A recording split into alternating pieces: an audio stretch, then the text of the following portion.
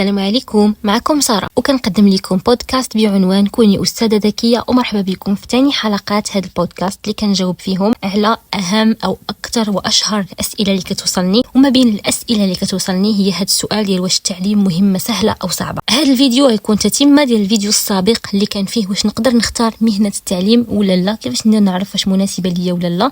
دونك هذا فيديو تكميلي ليه. أولا وقبل كل شيء، احنا في الدنيا ما كاين حتى شي خدمة سهلة، ما كاين حتى شعبة في القرايه سهله، ما كاين حتى شي حرفه سهله، ما كاين حتى شي حاجه في الدنيا مريحه وكتقدم لك على طبق من ذهب. الراحه صديقتي كاينه في الجنه، اما الدنيا فهي مكان السعي والعمل والجد، وعلى قد السعي ديالك في هذه الارض على قد الحصاد ديالك. يقول الله سبحانه وتعالى: وان ليس للانسان الا ما سعى وان سعيه سوف يرى ثم يجزاه الجزاء الاوفى. صدق الله العظيم.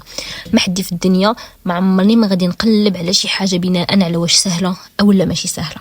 بما اننا كنهضروا على المهنه، انني وصلت لواحد المرحله اللي غنختار فيها المهنه ولا الخدمه اللي غالبا غنترسم فيها وغنبقى فيها حياتي كلها، الا اللي بغى يبدل غالبا غنبقى فيها واحد العدد ديال السنين لا باس بها. دونك خاصني ضروري نختارها على اسس صحيحه، على معايير صحيحه، باش ما ندمش من بعد، باش ما نقولش يا ريت، باش ما نتحطش في انني نتحط في واحد الوسط سام، واحد الوسط اللي ما عجبنيش الى اخره. من الخطا جدا انك تسول هذا السؤال ديال واش التعليم خدمه سهله او لا صعيبه، لان السؤال اصح باش تكون كتقلب على مهنه خاصك تسول واش هاد الخدمه هذه كتعجبني او لا ما كتعجبنيش، سواء كانت تعليم، سواء كانت حرفه، سواء كانت شي مهنه واحده اخرى، سواء كانت تجاره. كنسول راسي واش كتعجبني هاد الحاجه او لا ما كتعجبنيش، لان الحاجه ديما اللي كنبغيها كنقدر نعطي فيها وكنقدر نتحمل الصعوبات والمشاكل ديالها، كنقدر نتحمل كاع المشاكل ديالها بواحد الصدر الرحب، لانني كنكون كندير واحد الحاجه كنبغيها. غادي تقولي لي ماشي دائما عندي الحظ انني ندير داكشي اللي كنبغي، ماشي ديما كنطيحوا في اننا عندنا الفرصه نديروا داكشي تمنينا وداكشي اللي كنبغي. وغنقول لك صحيح، نسترجع معاك الايه القرانيه اللي كتقول: وعسى ان تكرهوا شيئا وهو خير لكم. وغادي نقول لك واحد النصيحه ديال: احبي ما تعملين حتى تعملي ما تحبين.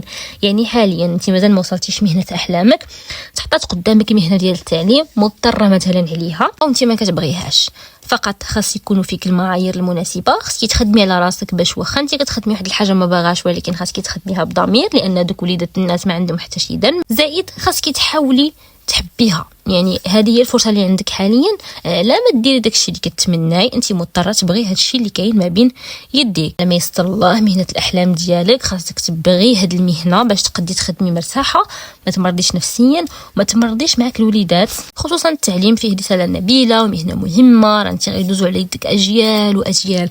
يعني الا كره هاد الخدمه ما ديريهاش، لان غادي تعذبي معك ولاد الناس. لان شوفي راه في هاد المهنه كتكوني داخله بحب، وشي مرات كتقولي علاش داني وكون غير ما درتش كون درتي مهنه اخرى وكتعياي وهذا، ولكن داك الحب ديالك للمهنه، دوك الوليدات اللي كتشوفي، داك الشيء كيوليو عاوتاني يحيوك مره اخرى وكتعاودي تنوضي من جديد.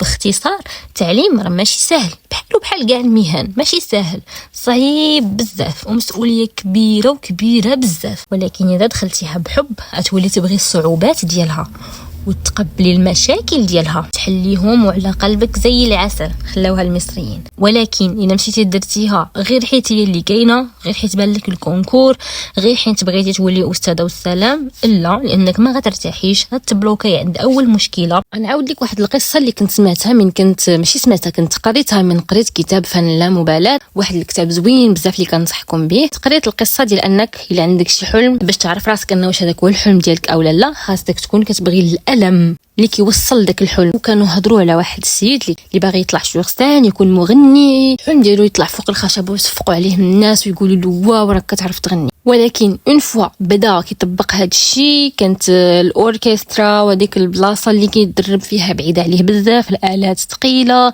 باش انه يدبلاصا بديك الالات حتى لتما باش يعزف، باش يتعلم يغني، باش في الحراره في ديك المسافه الطويله. اعيا وحس براسو انه ما قادرش على داك الشيء وانه ما باغيش نهائيا ديك التماره. فهنا هذا الكتاب كيقول لك بان هذا الشخص ما كيحبش الالم اللي كيوصل ديك الصوره اللي هو باغي، وانما كيبغي النتيجه فقط، باغي غير يتسمى انه مغني، يطلع فوق الخشبه ويصفقوا عليه الناس. مادام ما باغيش الالم والمعاناه وعلى قلبك زي العسل وتدوزها وتستمتع بها باش توصل لداك الشيء اللي بغيتي. اذا انت هذاك في الاصل ماشي هو الهدف ديالك. فانت الا كنتي باغا غير تكوني استاذه، غير وكان يكون عندك الفلوس، غير يكون عندك صالير، غير تعمري الفراغ وانت كتكرهي ديك المهنه، فانت عند اول مشكله غتبقاي تشكي وتبكي، وعند اول مشكله غتملي وغتحبطي وما غتقدريش وغادي تمرضي. اغلب الامراض النفسيه والعضويه مع الاسف كنلقاوها في صفوف الاساتذه والاستاذات. اذا خاصك تفكري مزيان، اذا كتبغي هذه الخدمه سيري جوسكو بو معها، غتعجبك، غتقدي عليها، غادي يجيوك مشاكلها زوينين، غتبقاي تحليهم وتستمتعي وانت كتحلي المشاكل وانت كتغيري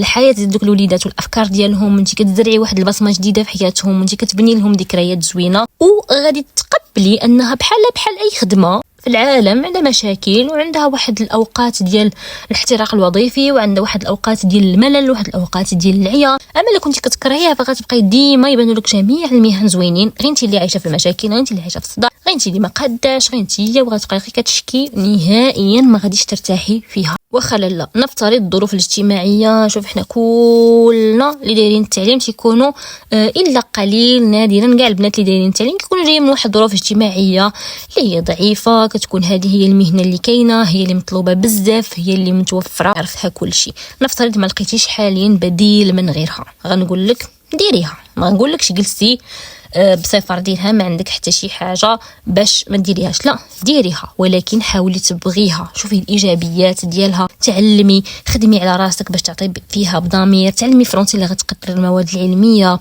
تعلمي كيفاش ديري تشرحي الدروس، دخليها كتفرجي في اساتذه، شوفي الايجابيات ديالها باش ما تبرديش الفقصه ديال عدم الراحه ديالك ولا عدم اختيارك لواحد الحاجه اللي انت مرتاحه فيها في دوك التلامذ، لانهم ما عندهم حتى شي ذنب فانك انت دايره واحد الحاجه ما عجبك. هذيك مشكله ديالك خاصك تحليها نتيا مع راسك. واخيرا اذا قررتي انك تختاري هذه المهنه، خايفه انك ما تعرفيش تضبطي الامور، خايفه من المشاكل ديالها، انا ما كنقولش لك سهله، ما كنزينش لك الخدمه وكنقول لك الاستاذات اللي كيتشكاو هما اللي خايبين، لا، غير هما يقدروا يكونوا مضغوطين لان ماشي اصلا هذه المهنه اللي عجباهم وما عرفوش وما بحثوش وما حاولوش انهم يغيروا التفكير ديالهم، الطريقه ديالهم. ما كنقولش لك انا من غتبدلي الطريقه ديالك وغادي تبغي المهنه وهذا راه غيتحلوا المشاكل 100%، ولكن ثقي بيا غيتحلوا 80%.